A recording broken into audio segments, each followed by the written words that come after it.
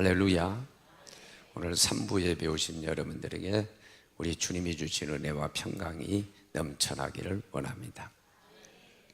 의과대학을 다니는 학생들에게 인기 있는 과가 있어요. 그 과를 선택하게 되면 그걸 전공하게 되죠. 옛날부터 피부과도 어느 정도 인기가 있었다는 얘기를 들었고, 또 안과도 인기가 있대요. 반면에 산부인과 같은 경우는 인기가 이제 없습니다. 왜 그럴까요? 아기를 잘 낳지를 않아요. 결혼도 잘 않고, 그래서 개업을 해도 병원이 잘 되지를 않아요. 근데 요즘 있어서 좀 인기가 상승하는 과가 신경정신과인데, 신경과하고 정신과로 이렇게 한 20년 전부터 나눠졌대요. 요즘은 정신과인데, 정신과가 생각보다 인기가 있대요. 외과 같은 경우는 수술을 하고 사람 피를 보게 되죠. 쉽지 않죠. 그런데 정신과 같은 경우는 수술 같은 것도 피를 보지 않고, 더더군다나 개업을 하게 되면 병원이 잘 된대요. 갈수록 잘 된대요. 정신은 뭡니까? 정신은 마음입니다. 마음. 정신병이라고 하는 다른 말로 하면 마음의 병이거든요.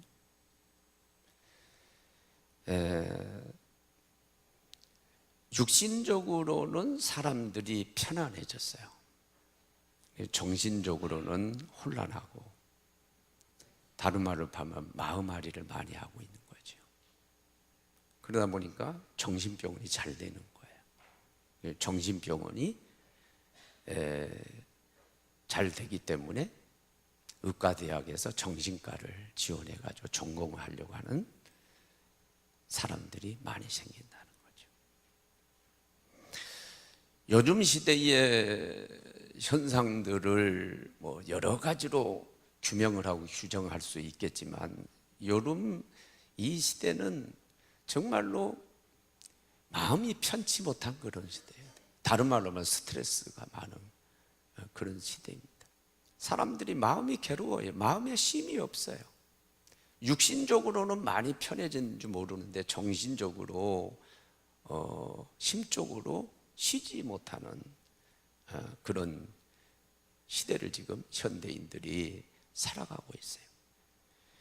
하나의 시대의 현상으로도 우리가 규정을 할 수 있겠지요. 뭐 시대가 그런 거야. 시대가 그러니까 뭐 어쩔 수 없는 거지. 스트레스 많아도 그대로 받아들이고 살아야 되고, 마음이 괴로워도 그대로 받아들이고 살아야지. 그렇게 얘기할 수 있어요. 그러나 그런 얘기를 우리 예수 믿는 사람들은 거부해야 됩니다. 예수님은 우리에게 마음의 평안을 주시는 분입니다. 예수는 부활하셔서 제자들에게 찾아오셔서 제일 먼저 말씀하신 너희에게 평강이 있을지어다. 평강의 왕이세요. 그분을 섬기는 우리가 이게 시대적으로 어쩔 수 없다 그래서 그걸 받아들이면 안 돼요. 그렇게 하면 안 돼요. 오늘 본문 마태복음 11장 28절 30절에 보면 내가 너희를 쉬게 하겠다, 마음을 쉬게 하겠다라고 하는 말씀을 두 번이나 하고 계세요. 28절 수고하고 무거운 짐진 자들을 다 내게로 오라, 내가 너희를 쉬게 하리라. 또 29절에 그리하면 마음이 쉼을 얻으리니, 마음이 쉼을 얻으리니. 분명히 그렇게 말씀을 하고 계세요. 마음의 쉼을 얻는다라고 하는 것은 다른 말을 표현하면 뭡니까? 평안이에요. 마음이 평안하게 될 거라고 하는 그런 뜻이 되겠습니다. 마음의 쉼을 얻으리니. 우리 육신적으로 힘이 들면 언제 편해져요? 쉬어야 돼요. 쉬어야 돼요. 뛰어가다가 힘들면 우리 육신은 걸어가면 되고, 걸어가다 힘들면 서면 되고, 서 있다가 힘들면 앉으면 되고, 앉아 있는 것이 힘들면 누우면 되고, 그러면 점점 편해져요. 마찬가지예요. 우리의 마음도 쉴 때 평안해질 수가 있는 거예요. 그래서 지금 마음의 평안을 위해서 마음이 쉬게 해주겠다고 예수님께서 말씀하고 계시는데, 또 평안을 누리기 위해서 우리가 마음의 힘을 얻어야 되겠는데, 그게 쉽지를 않아요. 생각보다 그게 쉽지를 않아요. 왜 그럴까요? 우리가 살아가면서 생각 이상으로 생존 경쟁이 심해요. 먹고 살기 위해서. 단순히 우리가 존재하기 위해서 그냥 경쟁하는 것이 아니라, 사람들이 다 앞서가기를 원해요. 사업을 해도 선두에 서기를 원하고, 달려가도 선두에서. 이게 경쟁이 너무너무 심화된 그런 시대를 우리가 살아가고 있기 때문에 마음에 쉼이 없어요. 스트레스가 많아요. 아리스토텔레스가 우리 사람은 사회적인 존재다 그랬는데, 홀로 살아갈 수 있는 존재가 아니에요. 관계를 맺고, 사람들과 관계를 맺고 살아갈 수밖에 없는 존재인데, 이 대인관계를 하다 보면 대인관계가 쉽지를 않아요. 그 시어머니 대하는 게 쉽지 않잖아요. 그 며느리 대하는 게 쉽지 않잖아요. 행복하려고 결혼을 했는데 그 남편 비유 맞추기가 쉽지 않고, 그 아내 비유를 맞춘다는 게 쉽지 않고, 우리가 대인관계를 맺지만 대인관계를 한다라는 게 이게 정말 쉽지를 않아요. 대인관계에서 오는 스트레스가 얼마나 큰지를 몰라요. 마음에 쉼이 없어요. 특세 때 전도 주제를 가지고 박금자 전도사님이 오셔가지고 우리에게 은혜를 끼쳤는데, 그분이 기도하는 가운데 헌금 기도를 하라고 그러니까, 아유 목사님이 이 헌금 축복 기도 하셔야죠. 그런데 그래도 하시라고 그러니까 결국 했는데, 하는 가운데 이 물질 돈을 넣고 헌금 넣고 기도할 때 뭐라고 하는 줄 아나요? 제2의 심장인 물질, 제2의 심장이다 그랬어요. 심장에서 피를 공급해줘야 우리가 사는 거죠. 육신이. 심장이 얼마나 중요합니까? 돈이 뭐냐? 이 심장의 피화가, 심장에서 공급의 피화 같은 게, 돈 없이는 못 살아요. 고상한 척 돈 없이도 살아갈 수 있는 것처럼, 돈에 욕심이 없는 것처럼 얘기하지만 절대 그렇지 않습니다. 우리의 마음이 다 돈에 가 있어요. 돈 없이는 못 살아요. 심장에서 공급해주는 피와 같은 거예요. 우리 유괴 생활에 있어 돈 없이는 어떻게 살아갑니까? 그런데 이 돈벌이가 내 마음대로 되지를 않아요. 오늘 이 시간에도 지금 돈 때문에 참 속 썩고, 돈 때문에 마음이 아픈 분들이 있을 거예요. 돈 문제 때문에 마음이 편치를 못해. 자녀가 잘 되기를 원하지만 자녀가 내 마음대로 돼요? 자녀 때문에 속 썩는 사람 많아요. 자녀가 내 마음대로 안 돼요. 거기에 끝나는 것이 아니라, 우리가 살아가는 이 세상은요, 신락원, 낙원에서 쫓겨났거든요. 이 세상에 죄가 들어와 있어요. 그 죄 때문에 고통스러워요.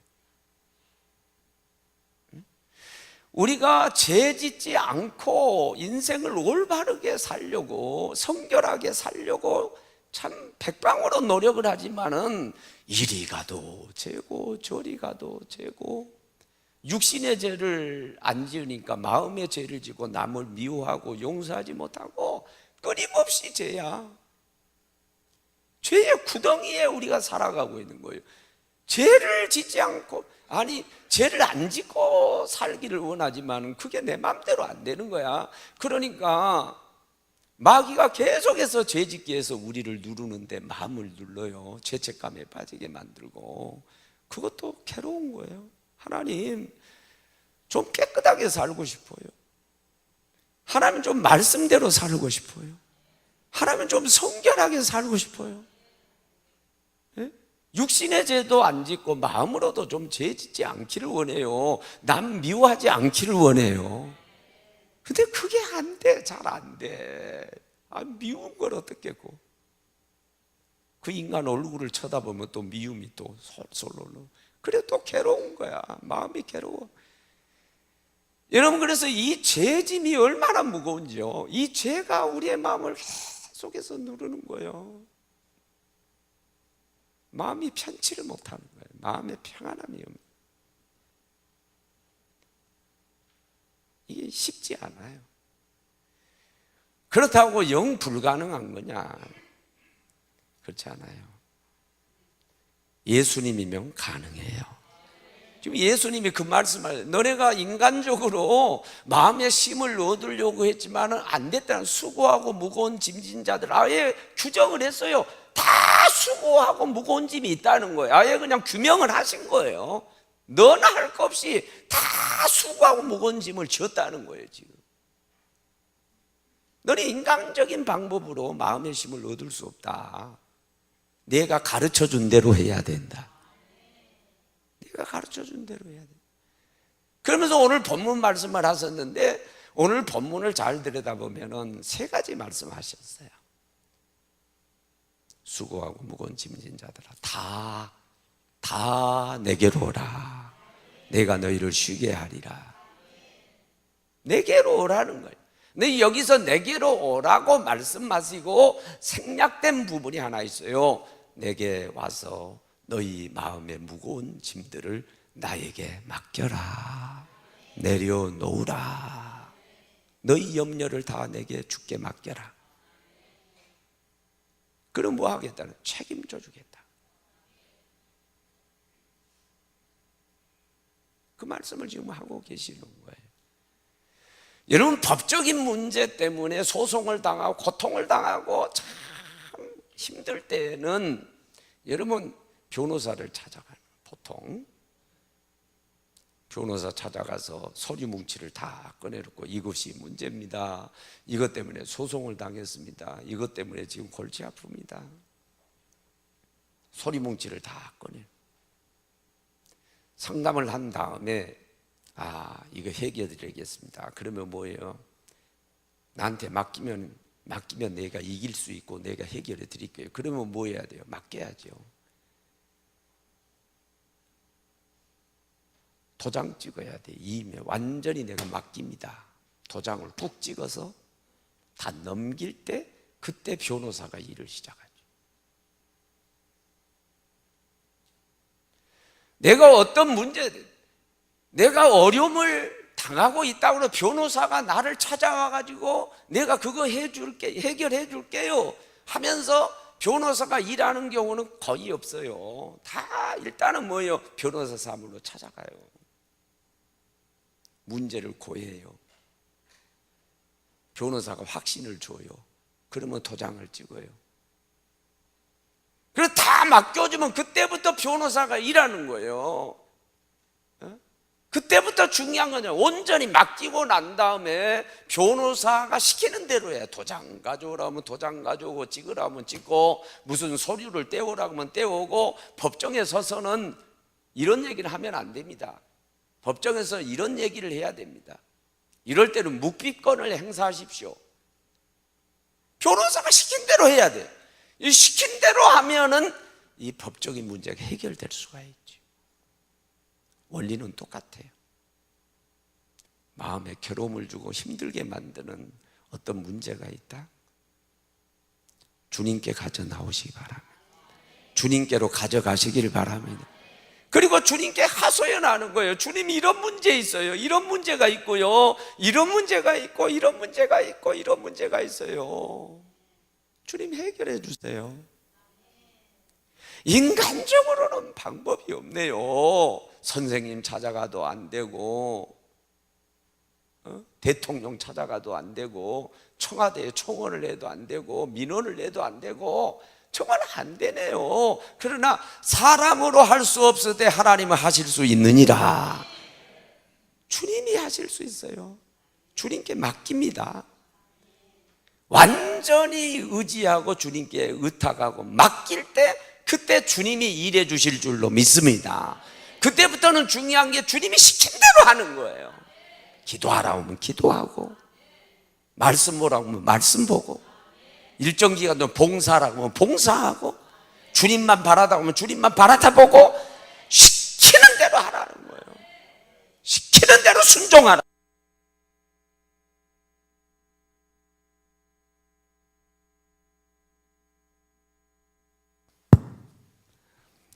요한복음 2장 1절 11절에 보면 예수님의 최초 기적 사건이 나와요. 가나 혼인잔치에서 맹물을 포도주가 되게 만들어요. 여러분, 잔치집에서 한참 손님들이 몰려들고 있는데 포도주가 떨어졌어요. 잔치집에 술이 떨어진 거예요. 당시에는 무슨 주조장, 술을 만들어내는 그런 회사가 없어요. 포도주를 만드는 회사가 없어요. 다 집에서 담그는 거예요. 여러분, 어디 사올 수 있는 게 아니에요. 이건 빚어야 된단 말이에요. 그러니까 정말 이 길을 만난 거예요. 그러니까 이 잔치를 망치게 됐을 때 그곳에는 예수님이 초청돼 있었는데 어머니 마리아가 있어요. 마리아가 나서가지고 예수님께 와가지고, 당신 몸으로 난 아들이지만 성령으로 낳고 하나님의 아들이라는 걸 알고 있어요. 예수, 너가 해결해 줘야 되겠다. 예수님, 뭐예요? 내 때가 아직 되지 않았습니다. 그럼 너가 해결해 줘야 돼. 이 마리아가 적극적으로 이렇게 나서는 것을 볼 때 학자들이 추측하는 거예요. 아, 이 집은 예수님의 이모집이나 아니면 어떻든 간에 친척집일 거다, 이렇게 추측을 하는 거예요. 마리아가 막 적극적으로 나서 너가 해결해 줘야 돼. 내 때가 안 됐습니다.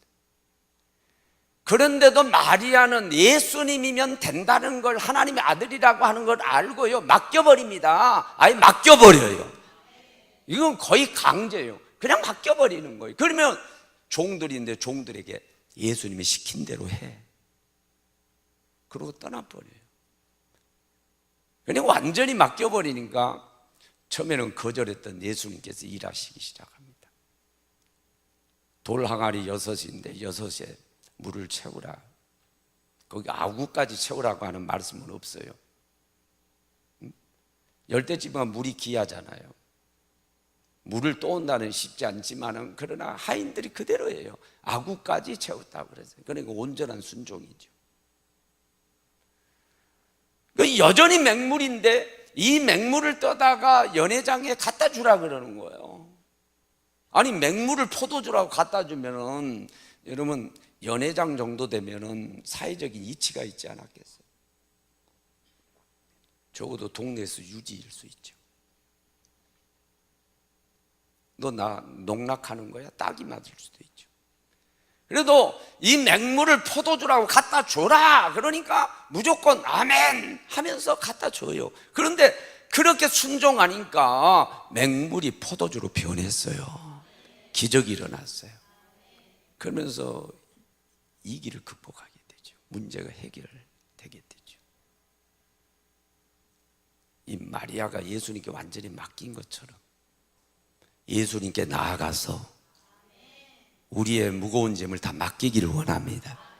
인생의 무거운 짐, 염려되고 내 마음을 누르고 있는 어떤 죄까지도, 죄의 문제까지도 다 하나님께, 예수님께 다 맡기자는 거예요. 그 방법을 말씀해요. 두 번째로, 나의 멍에를 메고. 멍에가 뭘까요? 사명의 멍에죠. 우리가 주님께 나아가면 벗어야 될 짐이 있어요. 인생의 고달픈 것들, 염려거리, 근심거리, 죄의 짐들, 이건 다 내려놔야 돼요. 예수님이 내려놔라 그런 거예요. 그러나 예수님이 다시 짊어져라고 하는 게 있어요. 그건 사명의 짐이에요.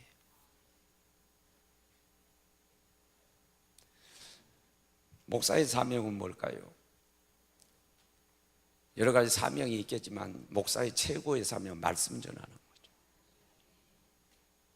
목사는 그게 사명이에요. 그럼 목사의 사명이기 때문에 목사는 말씀이 준비되면은 마음이 편해요. 근데 말씀이 준비되지 않는 상태에서 신방을 가고 어디를 놀러를 가도요, 말씀 먼저 본문이 정해지고 주제가 정해지고 그리고 새 기둥을 세우고 예화를 뭘 쓰고 서론은 어떻게 전개하고 본론은 어떻게 전개하고 결론은 어떻게 맺는다, 이게 딱 정리가 됐으면 마음이 편해요. 그게 안 돼 있으면 어디를 가도 마음이 불편해요. 계속해서 그거 생각이에요. 목사가 가장 편한 때가 언제냐면 주일날 저녁에 말씀 전하는 1부, 2부, 3부 다 설교하고 말씀 사역 다 끝나고 정리하고 저녁, 주일날 저녁이 되면 얼마나 마음이 편한지 몰라요. 왜? 내 사명을 다 했기 때문에 너무너무 마음이 편해요. 마음에 쉼이 있어요.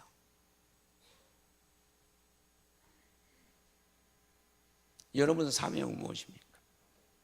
여러분 다 개개인 사명이 있어요. 우리가 공통적으로 갖는 사명도 있고 우리 개개인으로 또 다른 사명들이, 그 사명들이 있어요. 그 사명을 외면하고는 마음의 평안이 없습니다. 그 사명을 져야 됩니다. 감당해내야 됩니다.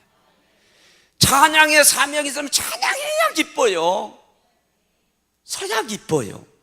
교사의 사명이 있는 사람은 교사 노릇을 해야 기쁘고 그때 마음의 평안이 있는 거지요. 여러분들이 봉사하는 것이 사명이라면요, 봉사하지 않고는 기쁨이 없어요. 마음에 평안이 없어요. 해야 돼요. 해야 돼요. 해야 이 마음에 평안이 오는 거죠.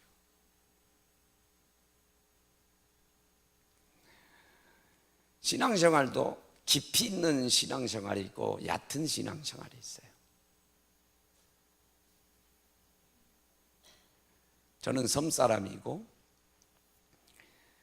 어부들이 배를 가지고 고기잡이를 해서 저녁 노을이 지면 배를 끌고 오는데 대부분 이제 물가에다 갖다 매놓죠. 얕은 곳에 거기에 배를 정박을 시켜요. 그러나 폭풍우가 일어서 바람이 세차게 불고 물결이 커지면은요, 이 어부들이 와가지고 배를, 물론 그냥 태풍 같으면 끄집어 올리는 경우도 있지만 그 배를 그렇게 쉽게 끄집어 올리지 못하니까 방법이 뭐냐면 이 배를 얕은 곳에 바닷가에 있는 배를 깊은 곳으로 끌고 가요. 그래가지고 거기서 닻을 깊게 내려요. 그리고 그 배를 띄워놓으면은 파도가 넘실넘실 크게 와도 이 배가 이 파도를 타요. 계속 파도를 타요. 배가 문제 없어요. 그런데 게으른 선주랄지 어부가 그 풍랑이 일고 세찬 바람이 불고 파도가 큰데도 물가에다가 그냥 얕은 데다 그냥 두면은 그 배들 파손당합니다. 다 깨져요. 우리 신앙생활도 여러분 깊은 데로 나아가는 신앙생활이 있고 얕은 데 있는 신앙생활이 있는데요, 얕은 데서 우리가 신앙생활을 하다면 신앙생활이 실패해요. 파손이 옵니다. 신앙생활이 깊이가 없으면은요, 재미도 없고요, 어떻든 간에 신앙생활이 실패하게 돼 있어요. 그러나 깊이 있는 신앙생활하면 성공할 줄로 믿습니다. 신앙생활이 재밌어요. 기쁨이 있단 말이에요. 깊은 데로 가서 그물을 내려라고 그랬잖아요. 신앙생활에 깊이가 있어야 되는데, 신앙생활의 얕은 신앙생활은요, 모든 것이 내 먹을 거, 내 이거예요. 어린아이처럼 다 달라는 거예요. 뭐 젖 달라는 거고 장난감 달라는 거고 다 모든 게 나한테 초점이 맞춰져 있어요. 그러나 깊이 있는 신앙생활은 나를 초월해서 하나님을 향해 있고 하나님의 뜻이 무엇인지, 우리 주님이 뭘 원하는지, 그래서 그걸 알려고 노력하는 거예요. 주님이 주신 사명이 뭔지 그 사명을 감당하려고 발버둥을 치는 거예요. 이게 깊이 있는 신앙생활, 실패가 없어요. 여러분은 지금 어떤 신앙생활을 하고 계십니까? 사명을 내팽개치고 그저 내 육적인 것만 챙기려고 하는 그런 신앙생활입니까? 아니면 주님을 기쁘게 해드려 주님께서 주신 사명을 감당하려고 하는 신앙생활입니까?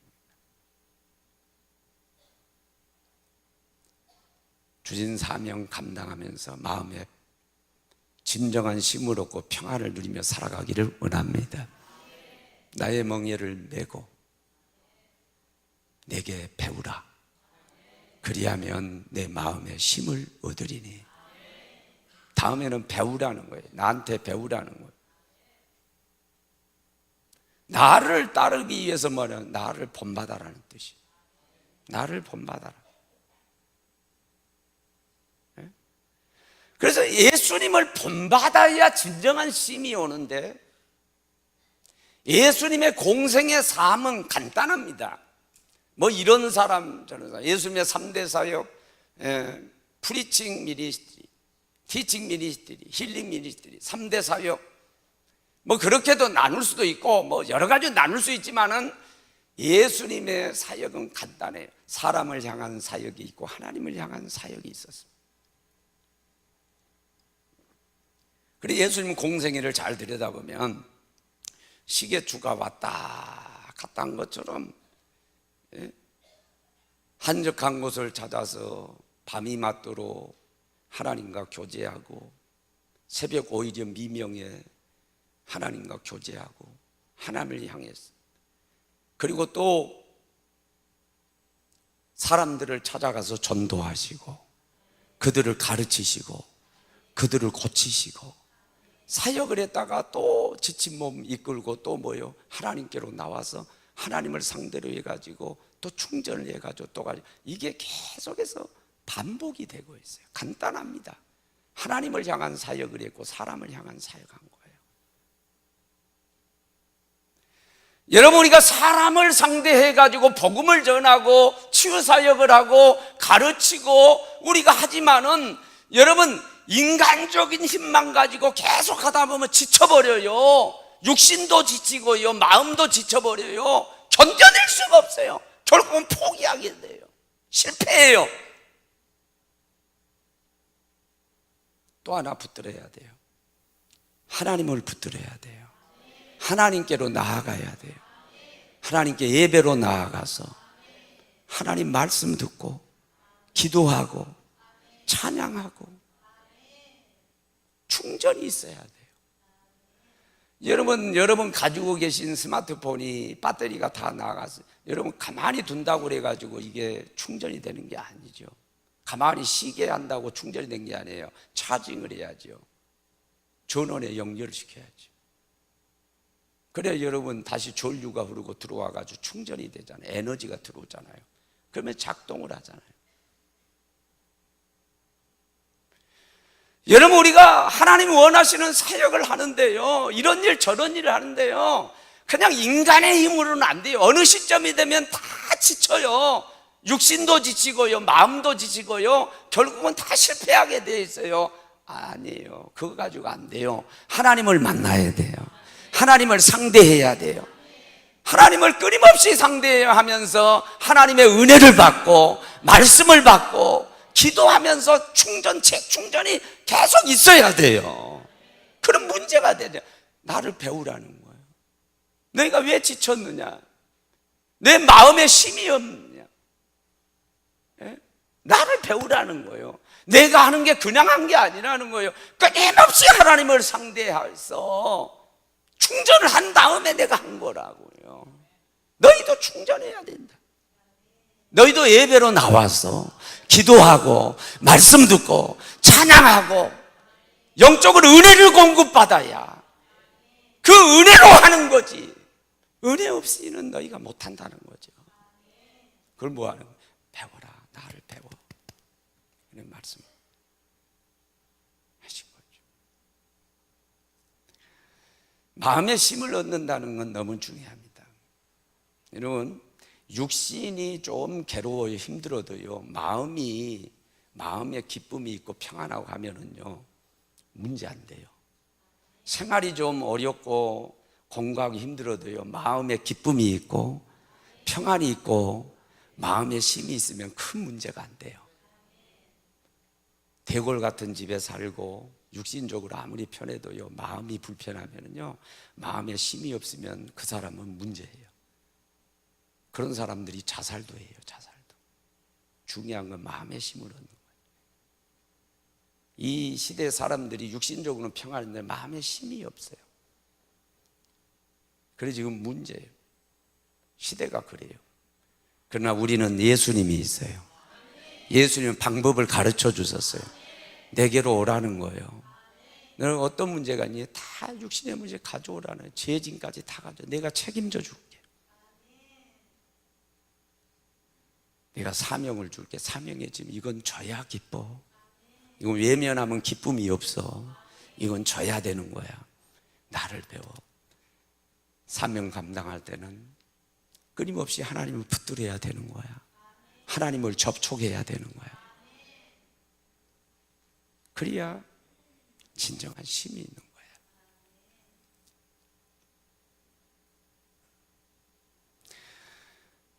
마지막 절에 보면 30절에 내 멍에는 쉽고 내 짐은 가볍다 이렇게 말씀했어요. 사실 여러분, 주님이 주신 멍에, 주님이 저라고 하는 짐, 우리가 다시 태어나서 제2천성을 만들면 어떤 사명도 가볍게 감당할 수가 있어요. 저 남미의 토인들 가운데는 옷 벗고 사는, 신발도 안 입고 사는 분들이 많이 있는데, 선교사가 가가지고 옷을 입히고 신발을 신기고 하는데요, 잘 안 된대요. 그냥 벗어버린대. 다 옷도 벗어버리고. 왜? 이 사람들은 천성이요, 옷 벗고 사는 거예요.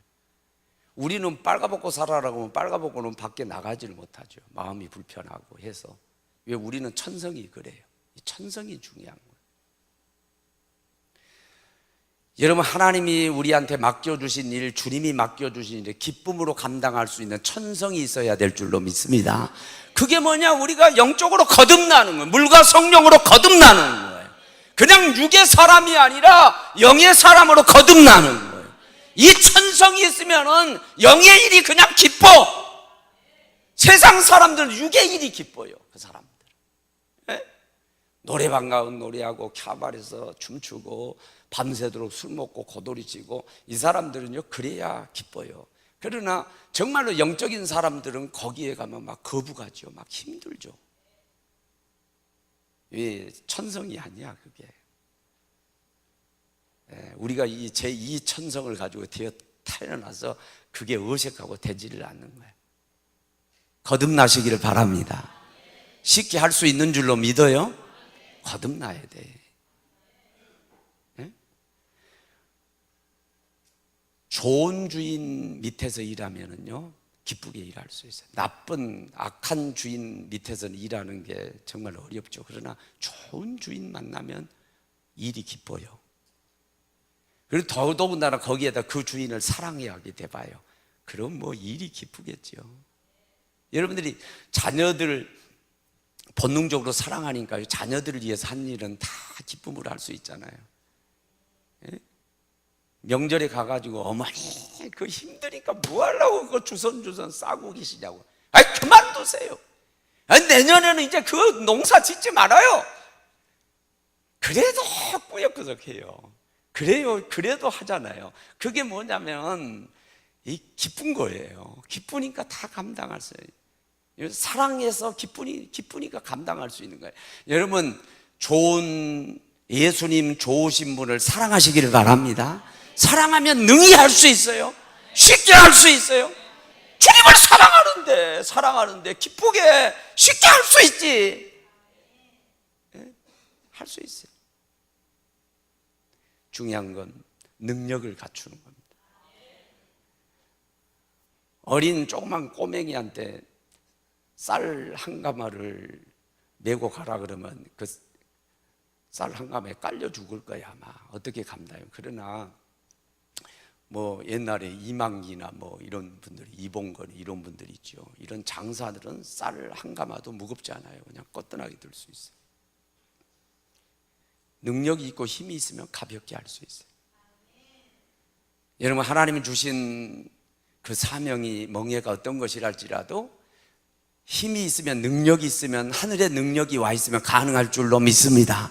그러니까 능력 받지 않는 거예요. 그러니까 성령 받지 않는 거예요. 능력 받으면 할 수 있다는 거예요.